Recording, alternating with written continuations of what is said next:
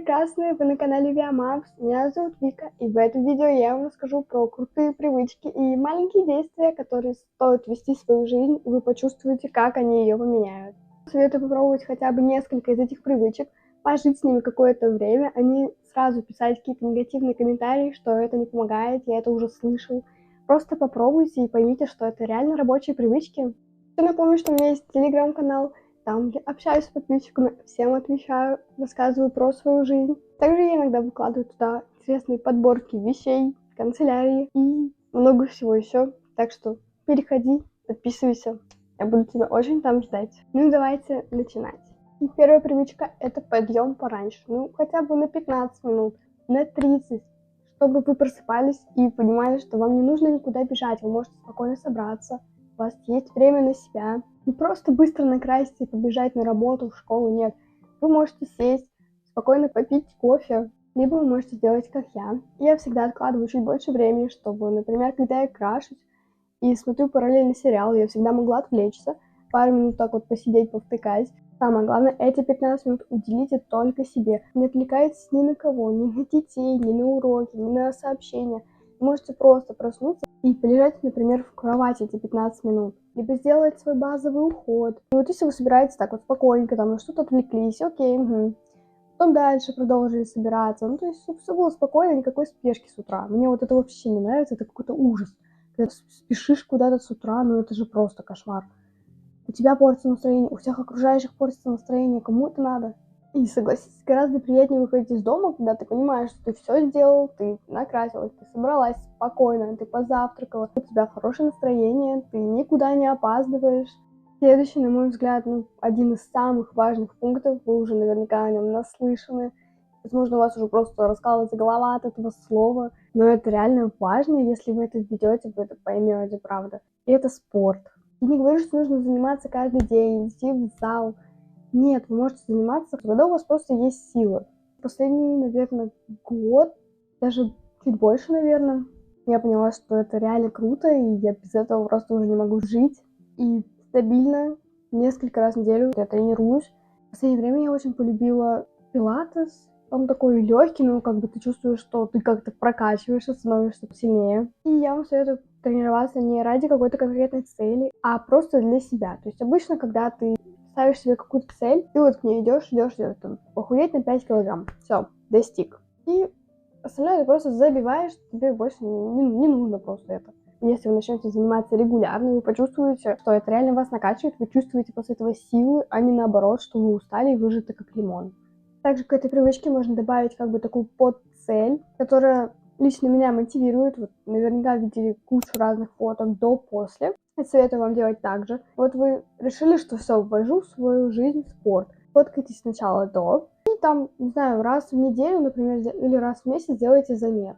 И когда, допустим, все, вы устали, вы понимаете, что вам не нужен этот спорт, зачем вы вообще ввели эту привычку, помогает вернуть мотивацию, фотки, которые у вас были до и сейчас. Меня лично это очень мотивирует. Также это очень важно, потому что обычно мы сами не видим результатов, потому что, мы смотрим на себя в зеркало каждый день, и нам кажется, что результатов вообще нет. А вот замеры, фотографии очень хорошо работают, и можно наглядно посмотреть, сколько вы уже набрали или сбросили, смотря какая у вас цель.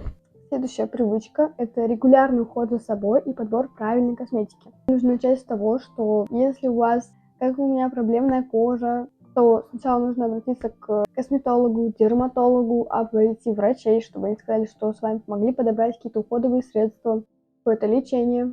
После этого уже можно подбирать косметику именно под ваш тип кожи. Не такая вот, мне упаковочка понравилась, вот я ее взял там. Нет, это так не работает. Не бойтесь обращаться к консультантам. Они помогут вам подобрать то, что вам подходит. Не нужно их бояться, они такие же люди. И это лучше, чем купить какую-то штуку, не пойми что, и потом понять, что она вам просто не подходит. Минимум вы сэкономите деньги и не принесете такой сильный ущерб коже. У меня лично был такой недавно опыт. В Золотом Яблоке собираюсь на кассу, ко мне подходит консультант. Она такая миленькая, мы сказали ей друг другу с наступающим. Я думаю, не откажут вам, если вы попросите, помогите вот подобрать по цвету, тональный крем, консилер, еще что-нибудь. Поэтому подбирайте себе правильную косметику по вашим каким-то особенностям. Конечно, не забываем про базовый уход, умывание с утра, умывание вечером. Не забываем смывать макияж. Следующий пункт — Это духи, парфюмы, гели для душа. Ну, согласитесь, всегда приятнее общаться с человеком, когда от него как-то вкусно пахнет. Лично я смешиваю несколько видов духов, чтобы от меня как-то пахло необычно, чтобы никто нигде больше не нашел такой запах. Вот такое есть только у меня. Вот так прикольно, кстати. Поэтому советую вам тоже пересмотреть ваши духи. Возможно, как-то посмешивать, выкинуть те, что вам не нравятся. Также можно использовать парфюмированные гели для душа, шампуни, чтобы именно от тела приятно пахло. И также вот смешать с духами, это будет просто шикарно. Их сейчас можно найти просто везде. И даже если вы быстренько выбежали там за хлебом в магазин, вы чувствуете, что от вас все равно вкусно пахнет. Это же круто-круто. Мне вообще очень нравится, когда от человека вкусно пахнет. Или когда человек просто проходит, от него такой шлейф вкусного аромата, ну это же шикарно вообще. Не приторный никакой, не резкий аромат, именно вкусненький такой, приятненький. Следующая привычка, которая реально может поменять сильно вашу жизнь, это питание. Наверняка тоже очень много слышали про это, но это правда очень влияет на ваше лицо, на ваше тело. Даже, например, можно убрать чуть-чуть сахара. Вот вы, допустим, пьете чай с 2 ложками сахара. Пейте с одной, и вы уже почувствуете разницу. Также попытайтесь немножко добавить в свой рацион фруктов, овощей. Это уже сильно скажется на здоровье вашей кожи, на ваших ногтях, волосах. Я, например, всегда, если делаю какую-то себе кашу, коктейль, еще что-нибудь, я добавляю туда какие-нибудь ягоды, фрукты, орешки. Наше тело напрямую зависит от нашего питания. Пока вы не попробуете, вы так будете смотреть видео, которые про это твердят, и будете думать, да блин, почему все говорят одно и то же? Ну потому что это, основа. Это база. Вы просто попробуйте, вы сами прочувствуете, и потом вы уже начнете понимать, почему все про это говорят. Ну, потому что вот это меняет все. Даже если вы вдруг сорвались, пошли, поели шаурму, бургер, не нужно себя как-то за это наказывать и еще больше ограничивать. В следующий раз съешьте что-нибудь полезное и старайтесь это поддерживать. Следующая привычка, которую реально стоит вести в свою жизнь. Делать сразу, не откладывая на завтра, на потом. Ну вот, когда будут силы, тогда сделаю. Возьмем какой-нибудь пример. Вам нужно сделать уроки.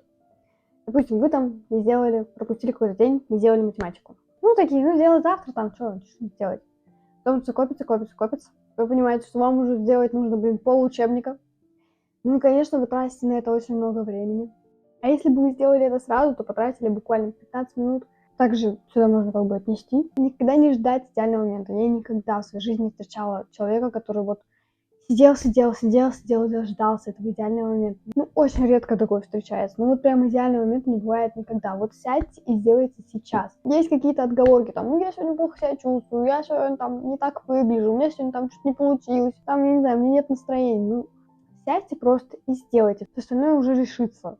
Так я себя заставляла записать это видео, потому что сегодня у меня просто ничего не получилось. Я планировала это видео, я как-то смотрела другие ролики, что-то себе выписала, помечала. Думаю, ну все, сегодня вот понедельник, сяду, сегодня запишу ролик. Как раз у меня дома никого не должно было быть, а на улице мороз, отменили школу, у меня теперь за стенкой сестра. А я, не люблю я снимать видео, когда кто-то тут, как бы, есть. Я думаю, ну все, капец, завтра тоже мороз, ну все, видео не запишу. Я сейчас на больничном, поэтому как бы времечко есть чуть-чуть. Что там смонтировать, что-то сделать. Вот, ну все, сейчас начнется рабочая неделя, меня выпишут из больничного, ну все, времени не останется, ролик не запишу, видимо. Да я думаю, ну ладно, все равно посмотрит мое видео. Какая разница. Села записывать, хотя у меня все пошло не по плану. Я думала, еще в среду запишу, там как раз, может, не будет мороза, там тепло достаточно. Думала, дождусь среды. Ну а потом, когда мне монтировать? Мне в среду уже на прием. Ну ладно, запишу сегодня, все. Никаких больше отмазок. Сажусь и делаю. Вот вы точно так же делайте, пожалуйста. Будет реально легче, чем, на моем же примере, чем мне вот в среду все это монтировать. Потому что у меня 9 класс, у меня экзамен, у меня уроки, мне все надо сделать успеть. У меня и так времени нету. Тут еще YouTube, все это монтировать, это достаточно долго. Просто берете, садитесь и делаете. Это чуть-чуть времени займет, чем потом разгребать вот эти все миллиарды писем, домашек, документов каких-то. Сели, делали. Все, вы свободны, вы все сделали, вы молодцы. Далее, одна из моих самых любимых привычек, которые я ввела, наверное, 2 года назад. И с ней мне прям реально живется лучше, спокойнее. И это медитация. Многие не понимают, как, что, куда. Я вообще ничего не умею, поэтому я не буду начинать. Сейчас есть множество разных видео, приложений, в котором тебя буквально берут вот так за руку и проводят, как бы помогают новичкам освоиться. Конечно, если вы не пробовали, то вы не понимаете вообще, как это работает. Например, вот у меня сейчас сложный период, мне нужно готовиться к экзаменам. Я ничего не успеваю, у меня большой стресс. Вечером сажусь, включаю, меня просто за руку берут, проводят в этой медитации. Я вот так потом глаза открываю, все, у меня все прошло, я уже ничего не волнуюсь, мне ничего не страшно. И у меня какая-то уверенность, что я все сдам, я все смогу. Я сейчас пользуюсь вот этим приложением. Я прочекала почти все, наверное, приложения. Везде все платно, везде что-то от меня хотят, какие-то деньги содрать с меня. Буквально парочку медитаций доступно. Здесь, ну пока что как бы я не видела там ничего платного. Вам все подсказывают, что, как дышать, как сейчас, что представлять. Я очень вам советую попробовать. Ну, это, конечно, надо не один день попробовал все, а именно вводить эту привычку в свою жизнь, чтобы она стала как у вас регулярной, хотя бы раз в неделю. И тогда вы, правда, почувствуете результат, я вам это обещаю. Но нужно пробовать, нужно не просто сидеть и смотреть, ну, я не знаю, как это работает, ну, не буду делать. Нет, нужно именно пробовать, учиться. И тогда я вам отвечаю, у вас все изменится. Также есть просто множество роликов на ютубе, просто музыки. Музыка с наставником, который поможет вам, будет рассказывать, что делать, как дышать. Следующую привычку я начала пробовать недавно. И это говорить, если вам что-то не нравится, выстраивать свои личные границы. Раньше было такое прям, ну, блин, мне неприятно, но я промолчу, как бы, чтобы не обидеть, что там ничего. Такая, ну, блин, ладно, пусть вот так вот будет. Ладно. Я лучше промолчу. Так, мне неприятно, ну ладно, делайте как хотите, окей. Сейчас мне не нравится, можете так не говорить. Нужно уметь выставлять рамки. Ваше окружение это должно понять, что как бы у вас есть рамки, у вас есть границы. Да, возможно, им сначала будет казаться, что вы какая-то странная стали, вы какая-то дерзкая, борзая. Вы можете это объяснить. Я выстраиваю свои границы, пожалуйста, не делай так, мне так неприятно. Хорошие люди, хорошее окружение это поймет. Не будет вас как-то осуждать, как ты странная, вот так не будет. Если человек не поймет, значит, не нужно к нему вообще подходить. Ну, пожалуйста, говорите, если вам что-то не нравится. Высказывайте свое мнение.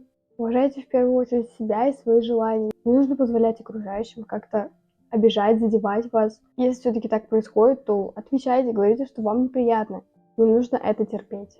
Следующий важный пункт – это отдых. Наверняка хотите всегда отдыхать, но думаете, сейчас чуть-чуть еще поработаю и все, и отдохну.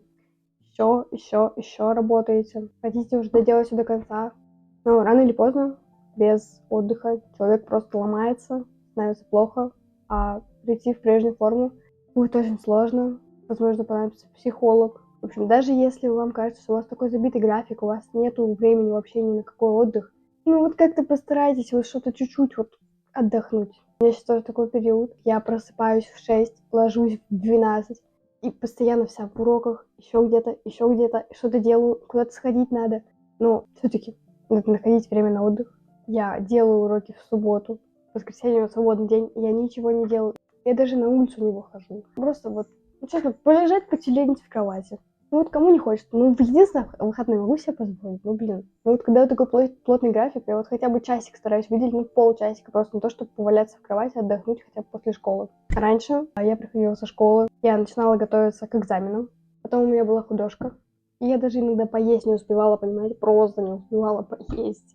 Бежала в художку, потом после художки в магазин, быстро что-нибудь закидывала все домой, приходила делать уроки. В общем, это очень сложно так жить. Сейчас я уже в художку не хожу, стало чуть побольше времени. Нужно как-то стараться выделять хотя бы вот часик, полчасика на то, чтобы просто потюленить в кровати, там, позалипать в ТикТоке, например. Заключительная привычка – это совмещение нескольких привычек. То есть, например, вы готовите покушать, пока у вас там варится гречка, рис, еще что-нибудь. Вы сходите, там, не знаю, разберите посудомойку или, наоборот, помойте посуду. Пыль протрите, пока у вас все закипает.